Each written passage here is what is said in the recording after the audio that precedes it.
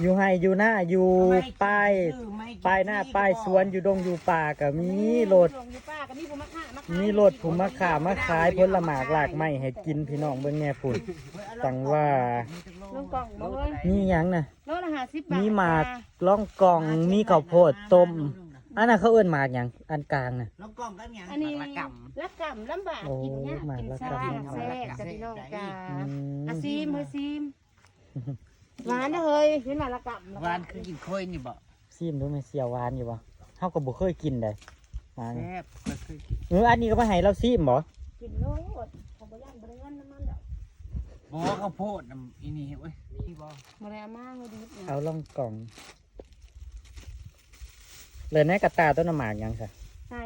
เด็กอันใหญ่อ่ะ อันนี้นะ อืม มาเคี่ยวอันน่ะมาเคี่ยวอีไม่ง่ายเอาให้ละเลยเด้อเฮ้ยพี่ลงลุ่ม จังว่า อืม บ่ต้องยานอดตายพี่น้องแม่ขาไปได้เบิดทุกที รถยังเต็มถุง มึงเลือก อีกทีมันจะหมักเน่ามึง เดินนี่น่าจะมา เอาเลือกเฮ้ยเลือก บ่ก่อนแน่มึงอยู่เด็ด สดได้ไก่โลเดี๋ยวนี้ก็ได้ ไก่โลกกระแทมมากระเป๋านะ เบิ่งดูเฮ้ยเทิงโลอยู่บ้านเฮ้ย โล2-3ขีดพุจ้าพี่น้อง แถมให้เราบ่ มากเลยครับ เอ้ย โลนึงนางว่า หวานบ่มีเสียว ได้พี่น้องเอ้ยเสื อื อ มปี๊ดเฮาบ่เคยกินจักเทื่อ ตา ดอก ไม่ เนาะ แห้ง บ้านเพิ่นเคยกินคือน้อง ว้าวนี่คือเคยกินนี่ค่อยเด็กน้อยนั่น เอ้ยแบบนี้เฮ้ย ไอ้ นี่ มันยังเยิ่มมันเขาทอนทอนไอ้มันเนี่ยนี่ ไม่หมักเกี่ยวย่านลูกเอาให้น้าบ่เฮ้ย หมากล่องกล่องกับหมาก อันนี้เจเลี้ยงค่ะ หมากยังลืมซื้ออีกแหละหมากข้าวกำ หมักละกำ เอ้ยหมากละก ละกำลำบาก ำโอ้ยบ่เคย แซ่ กิ บ น ได้ แม่นบ่ มึงไปรับไปไทยมา บ่เคยกินจักเทื่อ มึงเอาเพิ่มโคตรนะ กาลงหมด อามาลา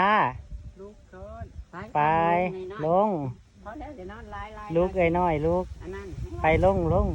ผ้าหมูผ้าพวกลงแล้ว เจ้ามิจะพามู ทำเลยผ้าแต่หมูนอน น่ะ อืม กับมาแล้วต้องแต่ง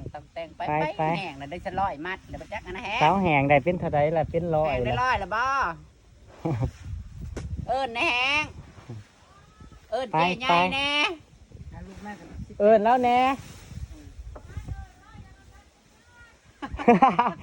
ย่านแล้วเริ่มย่านแล้ววันรอบแรกเพราะว่าย่านเราตัดเงินเดือน เมื่อกี้ยังกัดเราอยู่ พอถึงยามจ่ายแล้วย่านเราตัดเงินเดือนเพราะว่าฉันพี่น้อง ลืมมันเก่าแห้งนะ ตื่นขึ้นมาแล้วก็กินก่อนจังลงพูนบำรุงขั้นเข้าไปบำรุงเข้าไป แต่งหน้านี่แน่เก็บเพจก่อนสิเริ่มกัน